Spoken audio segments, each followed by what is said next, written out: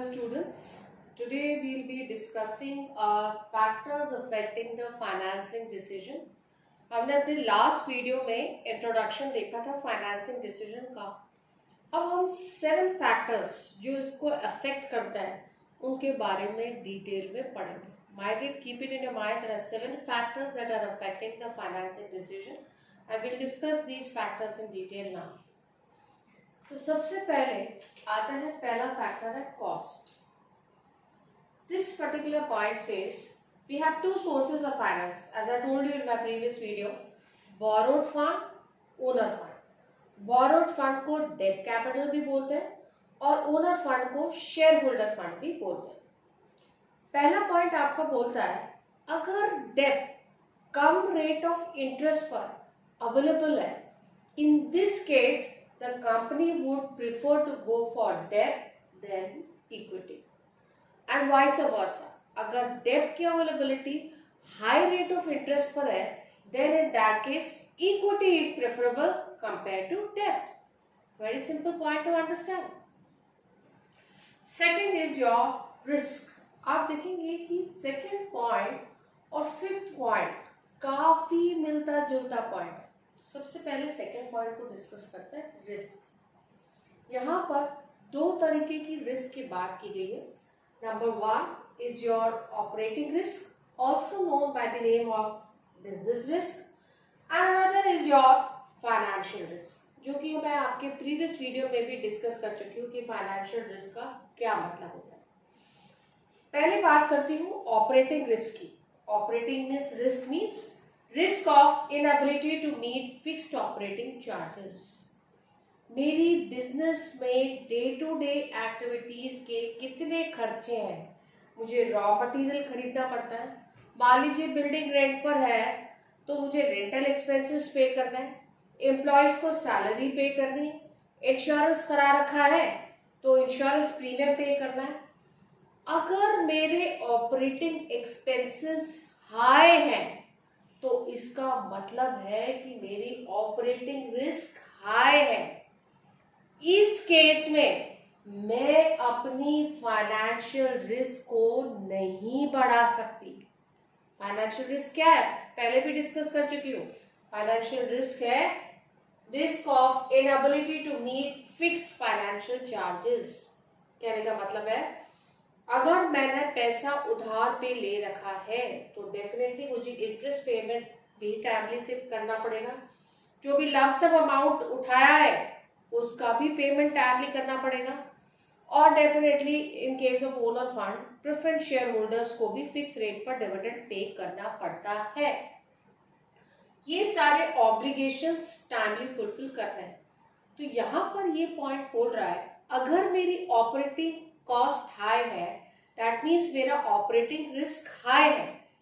इस केस में मैं अपने फाइनेंशियल रिस्क को नहीं बढ़ा सकती.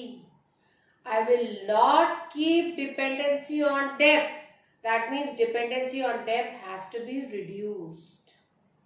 एंड द अदर केस, अगर मेरी ऑपरेटिंग कॉस्ट लो है, आराम से मैं अपने डेली एक्सपेंसेस को फुलफिल कर पा रही हूँ, तो मैं अपनी फाइनेंशियल कॉस्ट को भी टाइमली फुलफिल कर पाऊंगी. दैट मीन्स मैं फाइनेंशियल रिस्क इजीली बेयर कर सकती हूँ. इस केस पे मैं डेट पे डिपेंडेंसी रख सकती हूँ. Keep the point in mind. That means if my operating risk is high, I have to keep, this is my operating risk, I have to keep my financial risk low. Financial risk low means less dependency on debt. और another case, अगर मेरे operating risk लो है तो मैं अपनी financial risk को beer कर सकती हूँ. In this case, I can keep dependency on debt. I hope the point is clear to you.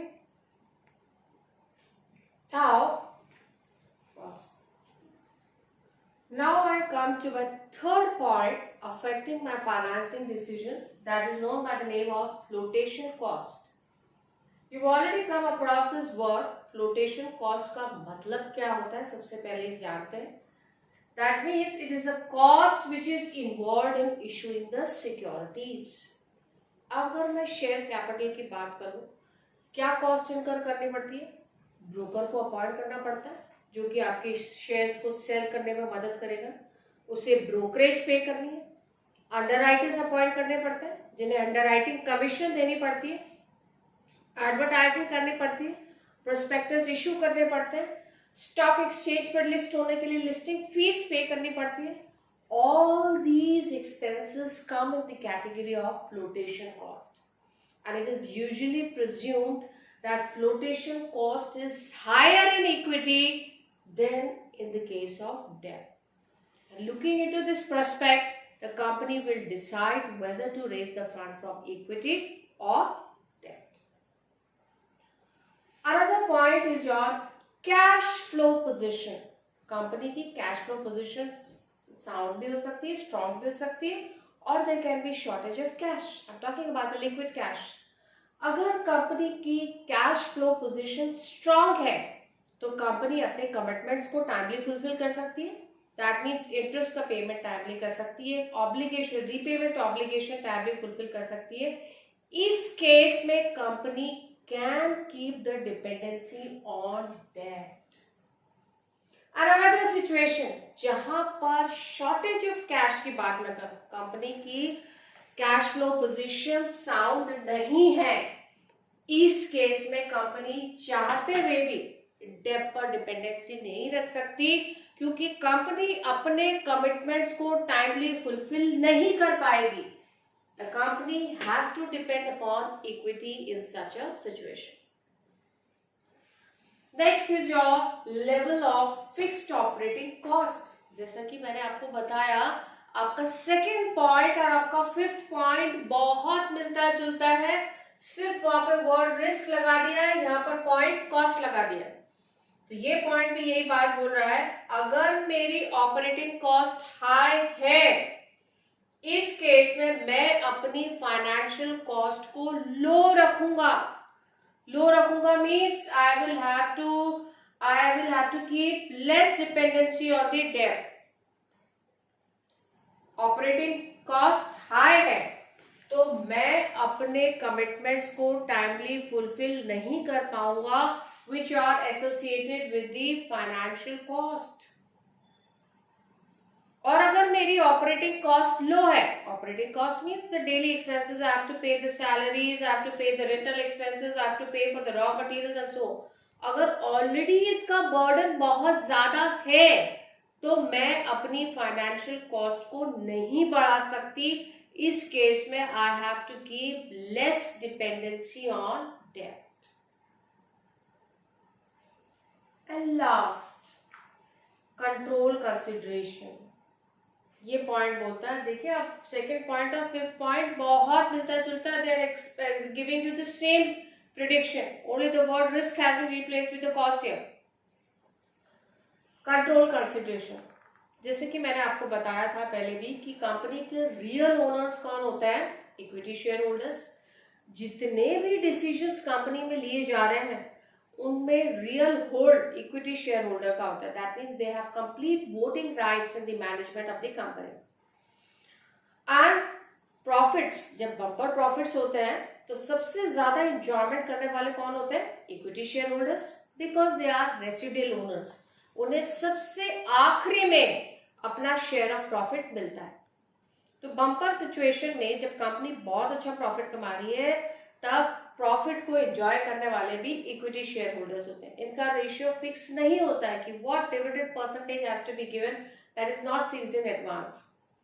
तो ये पॉइंट बोलता है अगर कंपनी को एडिशनल फंड्स की जरूरत है तो कंपनी दो जरियों से उठा सकती है, आइदर थ्रू डेट और इक्विटी।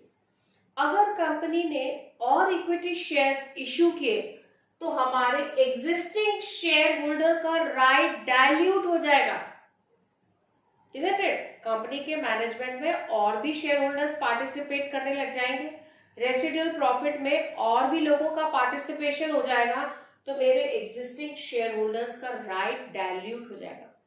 और इसी राइट को अगर इक्विटी शेयर होल्डर्स डायल्यूट नहीं करना चाहते तो in this case they can depend upon the debt, and in the other case if they are ready to dilute, then in that case they can depend upon the equity. And last is your state of capital market. Capital market के दो states होते हैं, boom period which is also known as bullish period, another is depression period also known as bearish period. boom period में company के हालात अच्छे हैं, company बहुत फ्लरिश कर रही है, अच्छा प्रॉफिट कमा रही है और सिक्योरिटीज इशू करती है मार्केट में, इजीली सब्सक्राइबर्स मिल जाते हैं सिक्योरिटी के लिए, in that case the company can depend upon equity. And the other case is your depression period, जब कंपनी के हालात बहुत खराब है, कोई सब्सक्राइबर नहीं मिल रहा है सिक्योरिटीज के लिए, तो इस केस में कंपनी को न चाहते हुए भी डेट पर ही डिपेंडेंसी रखनी पड़ेगी. D for depression, D for debt. So in all we have discussed 7 points that are affecting your financing decision. If you have any queries, any doubts related to these factors, please put it in the comment section. Thank you.